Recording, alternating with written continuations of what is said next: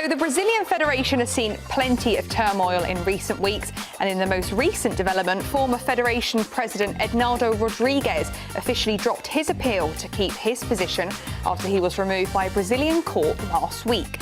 Rodrigues was accused of forging a signature on a key document during the election that he won in 2022, and a new election will take place next Sunday.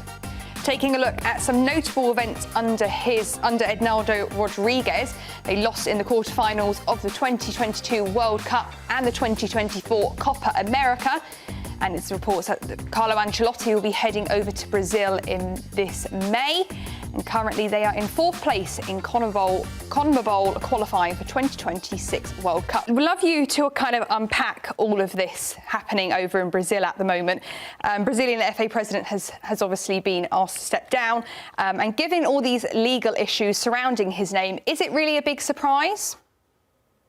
No, not a big surprise at all. In fact, it's something I've discussed at length before the hiring of Ancelotti, where I mentioned that that's certainly a cosmetic change, and that within the structures of CBF, there's a lot of very odd and strange occurrences, a lot of allegations of mismanagement on Ednaldo's part, but on a lot of other federations as well. And of course, in April, there was an article in a magazine called Piauí, where they highlighted a lot of some of these odd practices, some financial idiosyncrasies, some excessive salary increases, World Cup expenses, family benefits, and a lot of suspicious contracts, including, by the way, a surveillance scandal of them putting cameras in the restaurants of the CBF restaurants and so on. So it's a very odd kind of situation. And unfortunately, Brazilian football is not unfamiliar with some of these kinds of issues and corruption and so on and so forth. So it's no surprise at all that he's been come down upon. And Mbizo, if we roll back the clock 1 year, it was Ednaldo Rodrigues that said that Ancelotti was going to be the manager, not for right now, but for the Copa America in 2024, and it never ended up happening. This was a guy that was instrumental in Ancelotti finally arriving a year later, but now he's out. What does this mean for the Italian manager?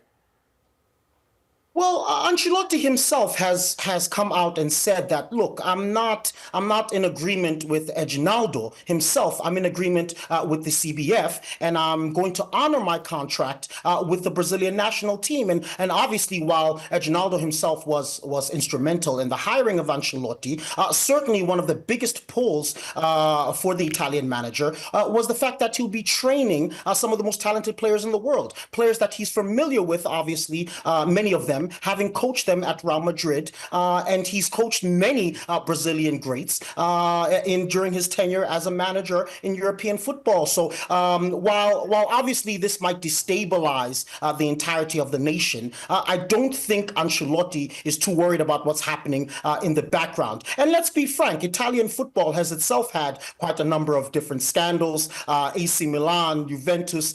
So I don't think Ancelotti is necessarily unfamiliar with operating in an environment where everything doesn't quite appear to be what it actually is. And going into a World Cup year, this isn't really the best situation for Brazil to be in, but it has been said that there's a new election happening on Sunday. What can we expect from that coming out of that election? Well, there has been one particular candidate. His name is Samir Shoud, who has been placed as probably the sole candidate for the position. He received, I think, some 25 votes out of the 27 football federations down here in the country. He specializes as a doctor. That is his profession. However, his father was a president of one of the federations for almost 40 years. So it's a bit of an odd selection. He's an odd front runner who he himself has some strange scandals. He was removed from medical practice for about 2 years for a mistake that he made, some medical malpractice. He's also been accused before of some strange occurrences, ongoings in terms of documents when he was the head of a hospital. So he's a strange selection, but some of the things that he seems to be talking about, people are interested in. So we'll see how it goes. But for the time being, there's only one candidate, and he's likely to be the one who will be elected. This bodes great for the Brazilian Federation moving forward. Listen, no Ronaldo O Fenômeno at all. I know he was one of the candidates, a potential candidate when Ednaldo Rodrigues won the presidency a couple months ago, but now it's out of the question again?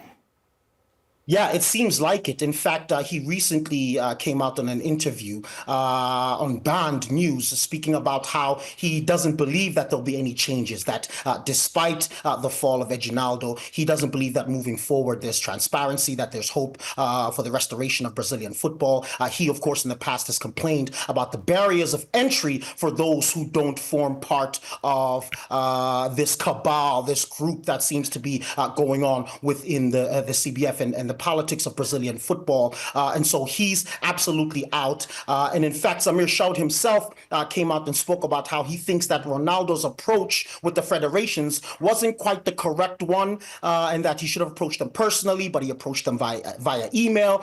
So again, one candidate, which again to me is pretty odd, and he's received an overwhelming amount of support, despite the fact that his federation, Roraima, hasn't done much in Brazilian football, doesn't have any big teams in the Brazilian leagues.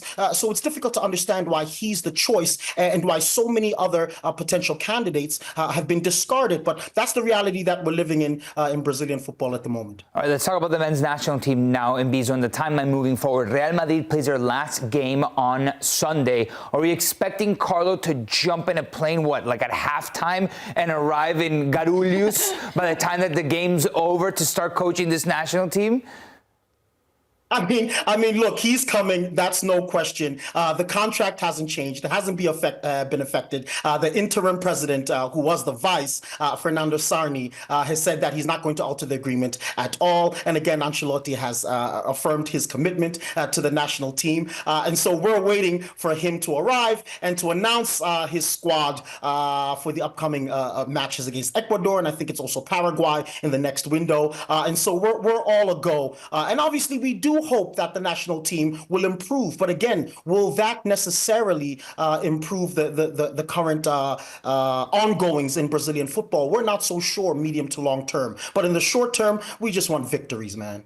And Mbizo, you've got a new coach coming in, you've got a new president coming in. Things are looking good for Brazilian football at the moment. So thank you for unpacking all of that for us. I know you've got a nice jersey on. Explain to us what you've got on there.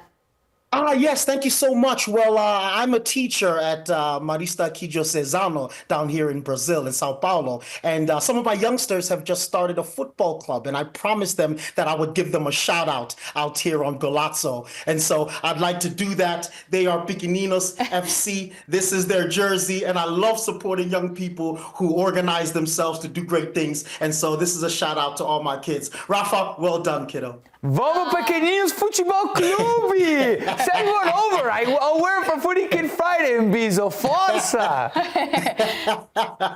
Thank you so much, folks. They're going to love this.